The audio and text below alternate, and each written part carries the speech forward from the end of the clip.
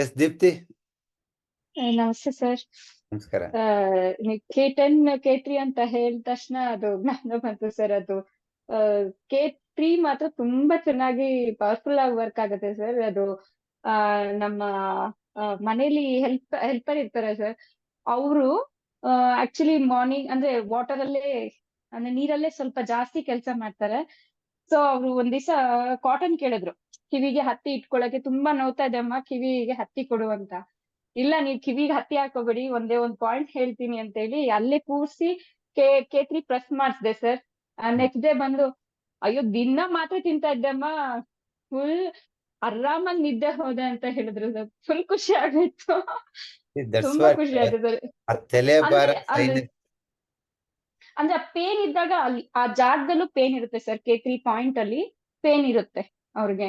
So ಅವ್ರಿಗೆ ಅದು realise ಆಗುತ್ತೆ, ಓ ಪೇನ್ ಇರೋದಕ್ಕೆ ಅದು ಇದೆ ಅಂತ ಹೇಳಿ.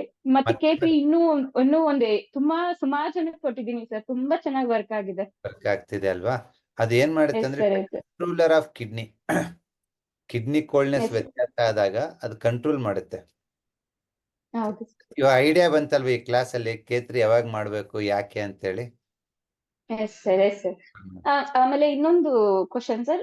ಇದು ನನ್ಗೆ ಇದು ಲೆಫ್ಟ್ ಸೈಡ್ ಬ್ಲಾಕ್ ಇಲ್ಲ, ಏನಿಲ್ಲ ಸರ್. ಇಲ್ಲಿ ಫುಲ್ ತರ ಆಗ್ತಾ ಇರುತ್ತೆ ಸರ್. ಸ್ವಲ್ಪ ಕೋಲ್ಡ್ ಜಾಸ್ತಿ ಆದಾಗ ಪುಲ್ಲಿಂಗ್ ಆಗುತ್ತೆ ಇಲ್ಲಿ ಇಲ್ಲಿ ಇಲ್ಲಿ ಕಿವಿಯ ಒಳಗಡೆ. Small intestine area. ಓಕೆ, ನೀವು K3 ನ 25 ಮಾಡಬಹುದು. Okay okay sir. Okay, thank you. Okay, thank you.